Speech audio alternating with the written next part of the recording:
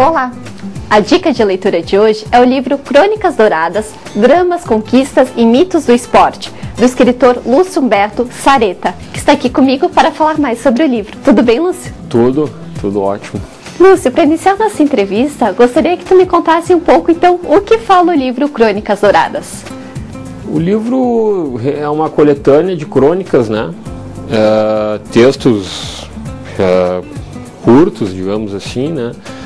Que eu procuro resgatar figuras do esporte, das antigas, vamos dizer assim, né? E colocando eles de uma maneira, digamos assim, construindo um painel sobre o que o esporte traz, né, de bom, o que o esporte tem de ruim, né? Mas sempre utilizando como pano de fundo, na grande maioria das vezes, né, os atletas do passado, né, e figuras que muita gente não conhece, né. Então também tem essa característica o meu trabalho de até prestar um serviço, né, a gurizada aí de hoje conhecer quem foi um Leônidas da Silva, quem foi um Zizinho, né, quem foi essas figuras de antigamente. E com certeza o pessoal da velha guarda vai se lembrar bastante dessa turma toda, né?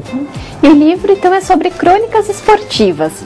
Você comenta sobre algum esporte específico ou vários esportes? Olha, o meu primeiro livro era basicamente sobre futebol, né? Alguma coisa sobre basquete, né? Agora esse segundo aí já está numa base assim de 70% futebol, uns 20% boxe e alguma coisinha de basquete também, né? Então, mas são basicamente esses três esportes, né? O mundo do futebol é um terreno propício para discussões e debates. Afinal, cada um tem a sua opinião, do garçom que nos serve o chopp, passando pelo colega de trabalho e o cobrador do ônibus. Todo mundo prefere esse ou aquele jogador, técnico ou sistema de jogo. Porém, certas polêmicas superam o momento, cristalizando-se na história. Na esquadra Azurra, que disputou a Copa do México em 70, muito se especulou ao redor de dois talentos que, para alguns, não podiam atuar juntos. Eram eles, Sandro Mazzola e Gianni Rivera. E no livro são histórias reais, personagens conhecidos do esporte. Conta pra gente um pouco sobre como essa pesquisa de estar sempre procurando esse mundo do esporte, o passado dele. Na verdade, como o cronista, ele busca, vamos dizer assim, cristalizar ou assim plasmar, né, um momento, né, do cotidiano, né, transformar isso numa crônica, né, digamos assim. Mas o meu trabalho ele funciona muito pesquisando em livros antigos. Pesquisar eu realmente sou um pesquisador, né. Só que na verdade são as leituras, né, aquela leitura prazerosa que tu faz antes de dormir, né, de um livro sobre a biografia de um jogador tal, que isso vai te dando um leque de conhecimentos. E aí surge uma ideia aqui, outra ali, né? E o que eu faço quando eu tenho uma ideia legal? Eu vou lá, anoto no papel, né? Para não esquecer. Dia seguinte eu vou lá, consulto, né? Isso aqui dá, não, isso aqui não dá, né? Mas E interessante essa tua pergunta, porque é uma coisa infinita, né? Que, por exemplo, um jogo que foi feito hoje, né? Vamos supor, jogou o Caxias contra o Lajeadense aqui, amanhã já virou uma parte da história. Então, eu sou um cara de sorte, porque a matéria-prima para mim nunca vai faltar, né? E Lúcio, como surgiu essa paixão pelo esporte? Veio desde cedo? Na verdade o esporte, eu não vou dizer que seja uma paixão, assim, mas é uma coisa que sempre, de alguma maneira, fez parte, né, da minha vida. Qualquer guri aí que saudável, né, digamos, gosta de jogar sua bolinha. Quer dizer, tem uns que não gostam ou, sei lá, se dedicam a outra atividade, mas eu, no meu caso, sempre gostei de jogar bola. Eu fazia basquete quando eu era criança, né? Então, e isso foi uma coisa natural para mim, né? Não que eu seja um atleta, né? Mas eu sou, digamos assim, gosto de, até hoje, né? Atualmente você pratica algum esporte? A gente engana um pouquinho no futsal, assim, né?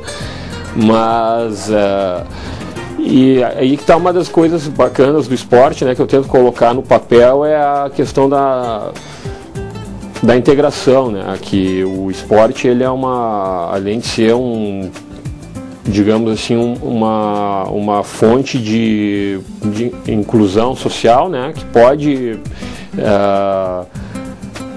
pessoas, gurias de rua, nesse sentido, né? O esporte é importante, mas não só nesse sentido, também no sentido de aproximar as pessoas, né?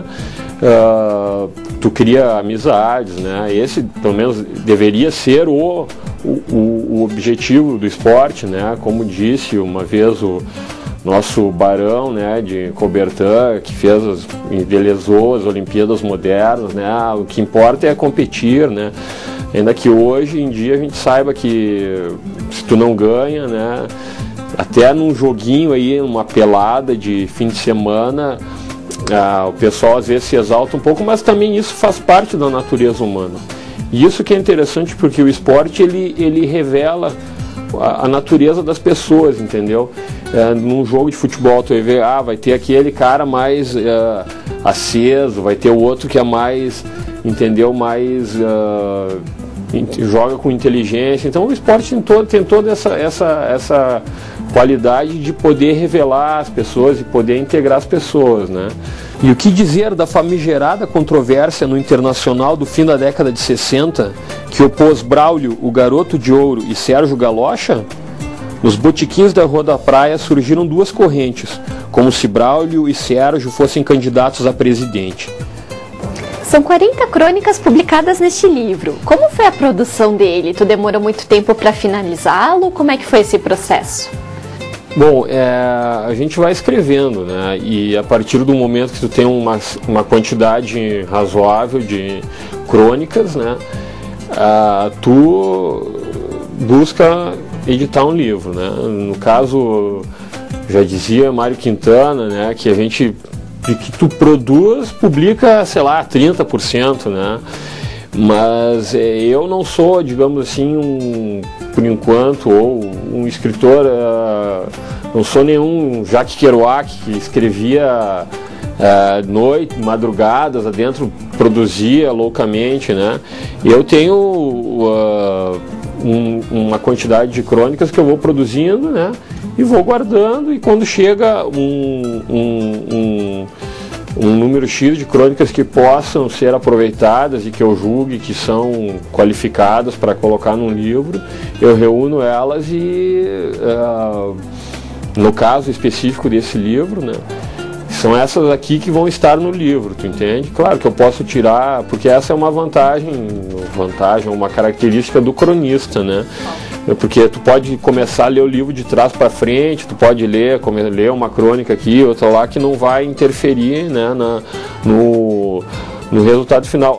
As amarras se soltaram e a barca começou a deslizar suavemente pelo mar. A brisa acariciava os cabelos de Zizinho, enquanto o seu rosto duro fitava o horizonte. Quantas vezes ele havia feito o trajeto até sua casa em Niterói? Então, para finalizar a entrevista, gostaria de saber se você quis passar alguma mensagem publicando este livro aos leitores.